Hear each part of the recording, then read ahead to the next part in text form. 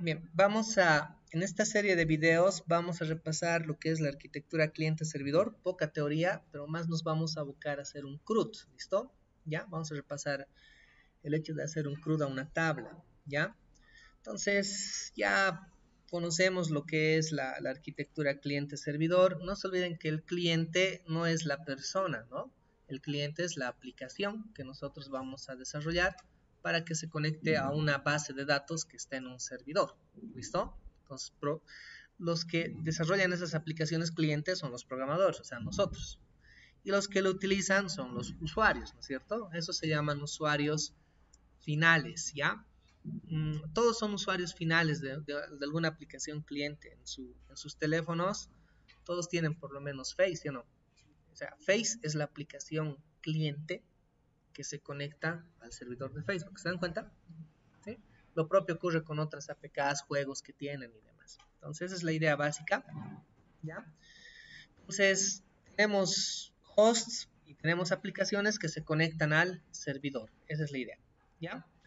Hay algunas funciones de los clientes que no es necesario, creo, repasar. Y me quiero ir a esta parte. ¿Ya? Al final vamos a tener nosotros una aplicación cliente, ¿de acuerdo? La aplicación cliente obviamente trabaja bastante con lo que es el GUI, que es el Graphic User Interface, ¿de acuerdo? O sea, la parte de gráfica con la que el usuario interactúa, ¿no es cierto? Entonces, otra vez, si nos vamos a la aplicación del Face, ustedes interactúan con toda la APK, ¿no? Toda la parte gráfica, ¿se dan cuenta? Le hacen touch, le hacen clic y demás, lo que sea, compartir, me gusta, no me gusta, dislike, lo que sea, pero están interactuando con eso, ¿no es cierto? Y al final, pues se va a conectar a una base de datos, ¿ya? Ahora, si es que recuerdan bases de datos, hay diferentes tipos de bases de datos, o sea, no hay un solo DBMS. O sea, ahorita en bases 2 nosotros hemos estado trabajando con MySQL, ¿no es cierto? ¿Sí? Pero no es el único DBMS. Yo recuerdo que en una clase que estuvimos charlando algo de bases, les mostré también lo que era SQL Server, ¿no es cierto? Donde igual les mostré los datos y ahí no hay mucha ciencia, digamos. Entonces, hay diferentes DBMS. Esto es, perdón, SQL Server. A disculpar el pulso, ¿ya? SQL Server, etcétera, etcétera. Otra puede ser en Oracle. No les he mostrado ninguna base de Oracle, ¿no? En bases meses recuerdo que les muestre, ¿ya?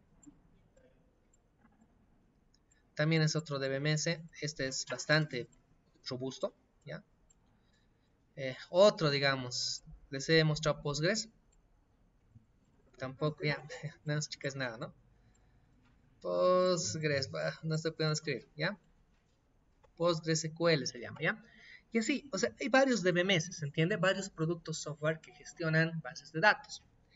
Entonces, cada DBMS maneja una estructura, o sea, si bien todos aplican el modelo relacional para bases de datos relacionales cuando trabajamos con esas, uh, todos manejan un core diferente para su almacenamiento. No es lo mismo, ¿se dan cuenta? Son tecnologías diferentes. Entonces, por ello, también tienen diferentes tipos de datos. O sea, hay tipos de datos comunes entre ellos, sí, pero también hay tipos de datos que no son comunes. Por ejemplo, en MySQL nosotros podemos, para guardar imágenes, así como valores siempre en una tabla, imágenes, audio, video, utilizamos tipos de datos que son blob, ¿no? Pero esos blobs no existen en, en SQL Server. En SQL Server son bar binaries y tiene otra arquitectura, ¿se entiende? Por ejemplo, acá en MySQL y en SQL Server podemos crear IDs que sean autoincrementales, ¿no ven? Lo hacemos siempre. Pero en Oracle y Postgres no existe ese concepto de autoincremental. Los IDs no se autoincrementan, ¿ya? Porque ellos aplican otra tecnología porque miren, con mucha data, cuando es autoincremental, se vuelve un poco más lento. Con mucha data, pero yo les he mostrado datos ínfimos, millones, les digo, son cosquillas, ¿ya? Les hablo cuando tenemos teras de datas, entonces ahí que sea autoincremental ya es complicado, o sea, se vuelve más lento, afecta la performance. Y para evitar eso, como estas dos están diseñadas para un trabajo más robusto, ya no aplican autoincremental, no hay. Si utilizan estas bases, van a querer tiquear autoincremental y no va a haber, ya no existe. Entonces, estos manejan algo que se llama generador de secuencias. ¿ya? Manejan triggers que son los que se encargan de hacer esa autoincrementación de manera independiente, ¿ya? Entonces eso hace que sea más rápido. O sea, cada DBMS tiene sus cosas propias, ¿se entiende? ¿Hasta ahí todo bien? O sea, son diferentes. Ahora, la idea es que de acá nosotros, desde una aplicación que desarrollemos, ¿ya? Nos podamos conectar a cualquier DBMS, ¿se entiende? A cualquiera. Obviamente, no vamos a poder, digamos, si nos conectamos de forma directa, sería bien complicado porque, reitero, cada uno tiene un core diferente y aparte tipología de datos distinta, ¿no es cierto? Entonces no puedo hacer una conexión directa. Por eso se ha creado una aplicación intermedia que se le llama a nivel general, su nombre genérico, middleware, ¿de acuerdo? ¿Qué es el middleware? O sea, estos pasan sus datos aquí, ¿se dan cuenta? Y esto los estandariza, de tal forma de que acá se pueda leer y es estándar, ¿se entiende? Esa es la idea básica. O sea, estos adaptan toda su estructura y demás a llenar este middleware, ¿se entiende? Este estándar, para que luego, pues, desde las aplicaciones se pueda leer. Con eso podemos nosotros conectarnos desde una aplicación a cualquier tipo de base de datos, ¿se entiende? Podemos hacerlo. Esa es la idea. Pero la conexión no es directa, ¿se entiende? ¿Está claro? ¿Ya? Entonces, para estos middlewares, o sea, para bases de datos hay de diferentes tipos, ¿ya? Por ejemplo, si estamos en Java, ¿ya? Y queremos conectarnos a lo que es MySQL, tenemos el Java conector para MySQL, ¿se dan cuenta? O sea, hay un middleware que nos permite conectarnos a eso, ¿se entiende? ¿Ya? PHP, por ejemplo, maneja sus propias librerías que son nativas para MySQL, pero para SQL Server hay que descargarse. Si quieres conectarte desde tu aplicación web, que es PHP, a SQL Server, tienes que descargarte unas librerías. ¿Se dan cuenta? Que van a ser este intermediario. Lo propio, si quieres hacerlo en Oracle o Postgres. ¿Estáis entendiendo, no es cierto? Esa es la idea. Ahora, este es el concepto de middleware. ¿Listo? Ahora, ¿qué pasa en la plataforma .NET? Que es donde estamos programando de momento, ¿no es cierto? ¿Ya? Toda la plataforma .NET, o sea, que es la Microsoft, se ubica, ¿no es cierto? Con nuestro lenguaje que hasta ahorita sabemos de Progra 1, Progra 2, que es C Sharp. Toda la plataforma .NET parece middleware para que sus aplicaciones desarrolladas en C Sharp se puedan conectar a diferentes bases de datos. Ha creado su propio middleware, que se llama Ado.net. Y están vistos los del B, ¿no es cierto? ¿Sí? Lo que es Ado.net. O sea, este es su middleware, ¿ya? Y esto es estándar para .NET, ¿se entiende? O sea, yo voy a tener aquí mi aplicación en C Sharp, ¿no es cierto? O sea, ¿se entiende? ¿Sí? Y aquí voy a tener varios tipos de bases de datos, ¿no? En distintos DBMS, servidores. Pues a través de Ado.net voy a poder hacer esa conexión, ¿se entiende? ¿Ya? ¿Qué hacen estos DBMS? MySQL, SQL Server, Oracle. Sus datos lo pasan a este estándar para que desde aquí lo lea directamente el estándar, ¿se entiende? Esa es la idea. ¿Ya? Esa es la idea de lo que es Ado.net.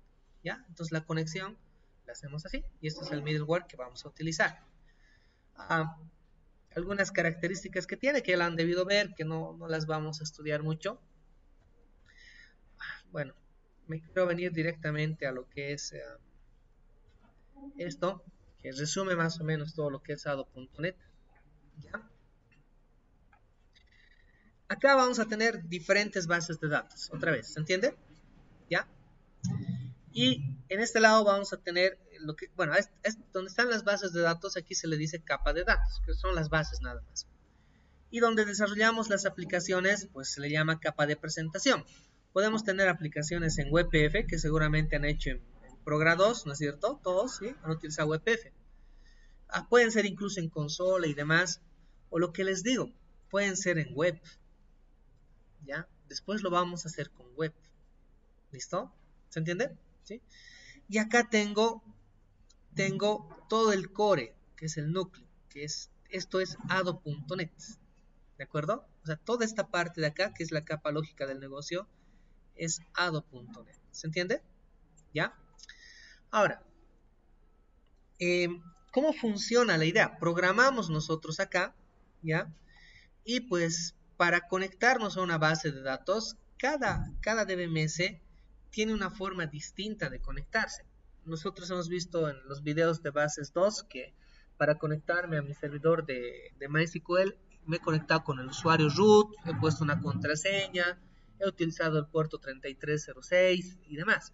Pero para SQL Server tiene otra forma de conexión. O sea, ahí igual busco el servidor, pero ya no hay el root, ahí se llama SA, la contraseña del DBA. O sea, perdón, la cuenta del DBA no se llama root, sino se llama SA, que significa System Administrator. En Oracle se llama System, por ejemplo, el usuario DBA, ¿se dan cuenta? Entonces, tienen diferentes formas de conectarse, ¿ya? Y diferentes parámetros. Por eso es necesario que cada DBMS, ¿ya? Implementa su forma de conexión, ¿de acuerdo? ¿Ya? Entonces, MySQL ha seguido el estándar, pero ha aplicado su forma de conexión a su base de datos, lo propio SQL Server y otros DBMS, ¿se entiende? O sea, la forma de conectarse la han utilizado pues en base al estándar, pero colocando sus parámetros de conexión, ¿ya? Ahora, cuando hacemos, por ejemplo, un select, ¿listo? Lo que se hace acá es, vamos a enviar los datos para desplegarlo, digamos, ¿no es cierto?, en la interfaz. Entonces, los datos de acá no se pueden enviar directamente hasta la interfaz, ¿se entiende? Porque reitero que hay distintos tipos de datos. Entonces, lo que se hace cuando se hace un select es primero adaptar esos datos, ¿se entiende?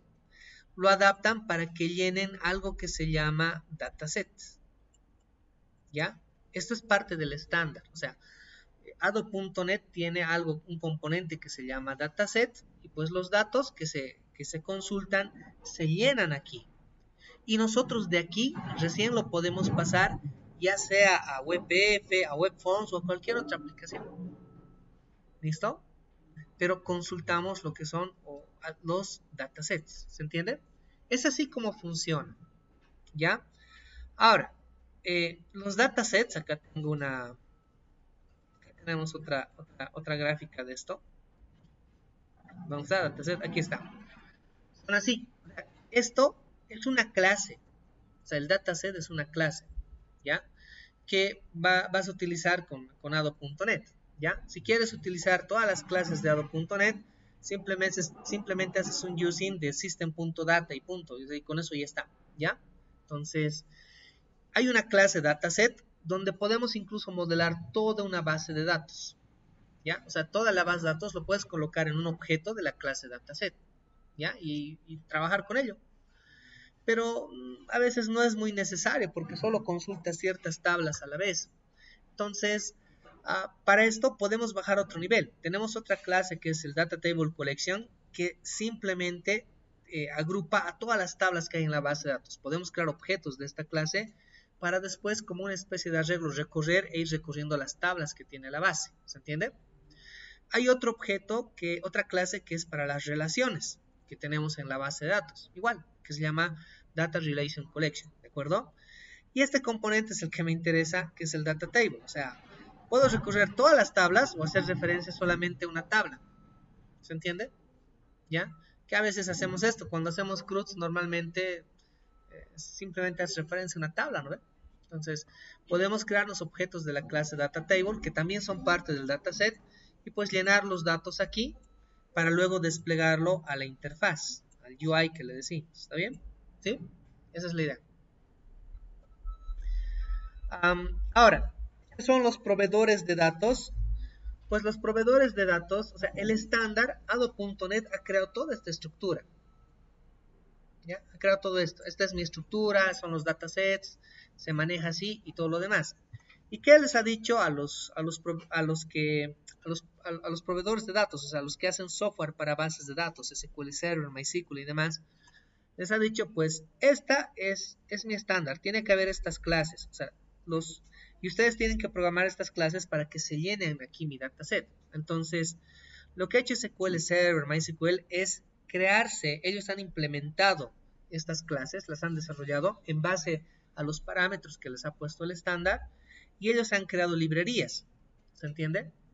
Para que pues nosotros podamos conectarnos a ellas y podamos llenar los datasets, ¿ya? Y todos han estandarizado esto. Para hacer conexión a la base de datos, todos han creado la clase connection.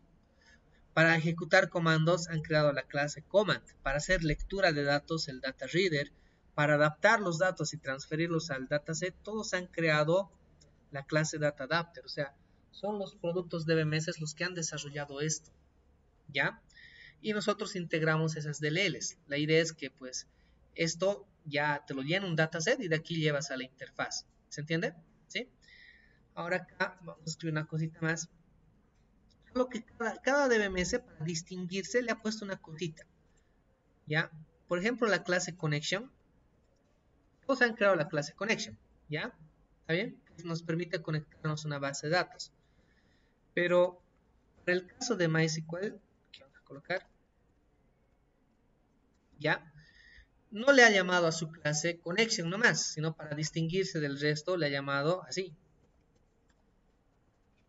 Perdón, se fue acá MySQL connection. Ya han debido utilizar esa clase. ¿A ver?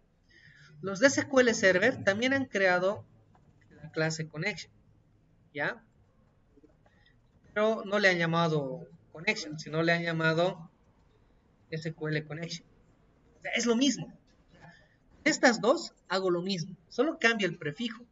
Los de Oracle, ¿ya?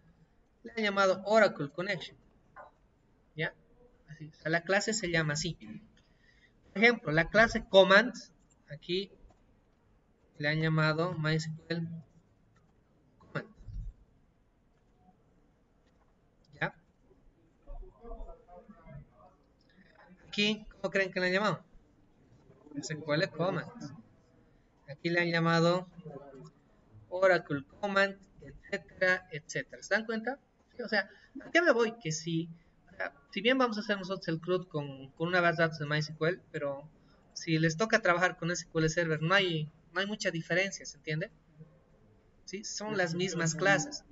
O sea, funcionan de manera similar. En alguna que otra cosita varían, pero es mínima la diferencia. ¿Listo? La lógica de programación va a seguir siendo la misma. ¿Ya? Entonces, para esto, a esto se le dice el proveedor de datos de MySQL. Ellos han creado todas estas clases y han creado el .NET Framework Data Provider para MySQL, para C#. ¿Se entiende? Los de SQL Server también han hecho esto y los de Oracle también han hecho esto. ¿Ya? Algo a tomar en cuenta es que SQL Server y Oracle, como, bueno, sobre todo SQL Server, como es parte de la familia de la Microsoft, cuando le instalan Visual Studio, esto ya viene por defecto, ahí. O sea, ya está, no tienen que instalar nada. Y los de Oracle tienen convenio con la Microsoft y eso también ya hay. ¿Ya? De MySQL nomás hay que descargarse la DLL e instalarlo, ¿no es cierto? Y eso han debido hacer todos en Progra 2. ¿A ver? Dices, no me haces dudar. Ya. Teóricamente ya no importa, aunque en papel ya. Pero lo han instalado esto y pues tendría que funcionarse. Solo este hay que instalarlo, porque el resto viene por defecto. ¿Ya? Y esa es la idea. Entonces con esto nos podemos conectar. Y bueno, acá hay algunos proveedores de datos. Y lo que les quiero mostrar son los proveedores de datos o las clases que tenemos de estas hechas por MySQL. Acá les he pasado un enlace, ya que está aquí, que yo lo tengo abierto acá. Estas son todas las clases. ¿Ya? No se utilizan todas, vamos a utilizar las básicas, pero si quieren revisar más cositas, hay cositas súper interesantes aquí que les pueden ayudar a resolver problemas de forma más rápida. ¿Listo? ¿Ya? Es cuestión de leerlo, la clase. Por ejemplo, miren el comando, vamos a entrar acá, y ahí nos dice qué hace, cuál es la sintaxis, miren cuál es la sobrecarga, sus constructores. Miren, constructor básico, sobrecarga 1, sobrecarga 2, sobrecarga 3. ¿Se dan cuenta? Normalmente con los de Progra 2, con el A hemos utilizado esta sobrecarga, ¿no? Creo que esta también hemos usado, ¿no? Estas dos sobrecargas hemos utilizado, ¿no? ¿Sí? Miren las propiedades que tienen, por ejemplo, este command text hemos utilizado, el connection hemos utilizado, ¿se entiende? Pueden leerlo, o sea, tienen el material, el enlace está, pues, léanlo. Métodos que hemos utilizado, por ejemplo, a ver, acá, ¿qué hemos utilizado? Creo que ninguno, no hemos utilizado. Execute non-query, ¿dónde está? Miren, este hemos utilizado, ¿sí no? ¿no? O sea, ¿se dan cuenta? O sea, aquí están los métodos, pueden leerlos, o sea, reitero, hay cositas interesantes acá, ¿ya? Entonces son los métodos que tienen y demás, toda la documentación la tenemos acá, ¿listo? ¿Ya? Entonces, esto está. Entonces, con esto vamos a trabajar ahora, ¿ya? Vamos a trabajar y a ver, le haremos un CRUD de esta tabla sede, ¿no? Acabamos de crear esta base de datos UniIncos. Le haremos un CRUD de esta tablita sede. ¿Listo? ¿Ya? Y ahí le vamos a conectar. Ahorita no hay datos, nada, pero le vamos a enviar datos pues desde lo que es Visual Studio, ¿ya? Entonces me voy a crear aquí una aplicación. Ya tengo abierto mi Visual. Una aplicación de WebPF. ¿Listo? Ojo, de momento vamos a trabajar así, luego les voy a enseñar otra forma de programar donde pues el código se va a reutilizar, ¿ya? Entonces ahorita esto simplemente es para repaso. A ver, lo voy a llamar CRUD repaso PRG3, ¿no es cierto? Ahí está, lo estoy creando.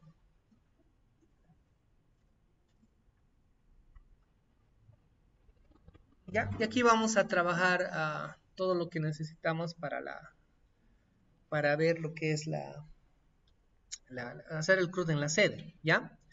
Entonces, primero, acá, como vamos a trabajar con ado.net, ¿ya? Aquí necesitamos hacer un using del system.data. Cuando hacemos esto, estamos llamando a todos los componentes que son de ado.net. ¿Listo? Si no agregan eso, pues no les va a reconocer esas cositas. Y tenemos que trabajar con MySQL. Miren, no hay por defecto acá. O sea, miren lo que les decía, de SQL Server sí hay. Miren, por ejemplo, SQL Server es esto, system.data. SQL Client. Este es. Con esto ya puedo acceder a las clases SQL Connection, SQL Command. ¿Se dan cuenta? ¿Sí? Si quieren trabajar con Oracle, miren, ya por defecto aquí también. Miren, aquí está. ¿Dónde está Oracle? Ah, no está Oracle. Ah, no está en mi S. Debe venir, a ver qué habrá pasado. A ver un cachito. No, ahí bueno, qué raro, ¿ya? A ver otra vez. No, bueno, no hay, qué raro. Sabe ver también de Oracle, ¿ya? A ver, bueno, algo raro debe pasar. Pero está ahorita por defecto del SQL Server. Pero no hay de MySQL, ¿no es cierto? No hay, ¿ya? Entonces, para trabajar con lo que es MySQL, tenemos que instalarnos el conector. ¿Listo? O sea, es algo que te tienes que descargar, ya el conector de base de datos para .NET de MySQL, y luego lo instalas, haces siguiente, siguiente, siguiente, nada más. A ver, voy a buscar acá.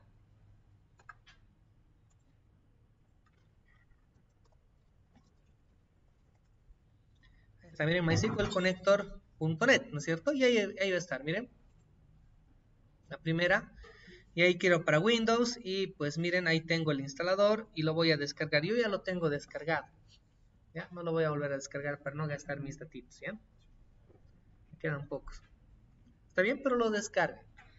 Ahora, un segundito, les voy a abrir dónde está. Entonces, miren, yo lo tengo descargado acá, ¿ya?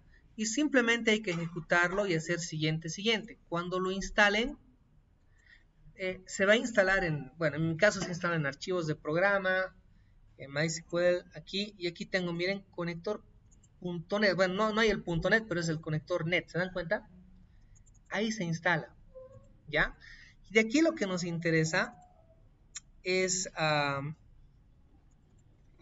que se llama mysql.data.dll. Este es el que nos interesa. Esta DLL, ¿se entiende? Esto lo tenemos que anexar a nuestro proyecto. O sea, ahorita tienen que ver la ubicación, dónde está, para poderlo anexar a su proyecto. Y aquí tenemos, miren, para diferentes versiones de .NET, ¿no es cierto? ¿Sí? Para distintos frameworks, para la 4.5, aquí también debe estar, ¿se dan cuenta? MySQL.data, ¿sí o no? ¿Se entiende? ¿sí? Entonces, vean también su proyecto en qué framework están creando, porque a veces lo crean en un framework y quieren relacionarlo con otros, ¿entiende? Entonces ahí no les va a dar, ¿está claro? Entonces, para agregarlo acá, no hay, ¿no es cierto? Entonces, aquí en referencias, pues hacemos botón derecho del ratón y decimos agregar referencia, ¿ya? Y buscan acá, examinar y lo buscan. Creo que yo ya lo tengo entre mis recientes, lo voy a buscar a ver si lo tengo para apurarnos. Miren, aquí está. O sea, entre sus recientes les va a salir si ya lo han agregado alguna vez. Y si no, pues examinar y buscan esa carpeta y agarran ese archivito mysql.data.dll, ¿se entiende?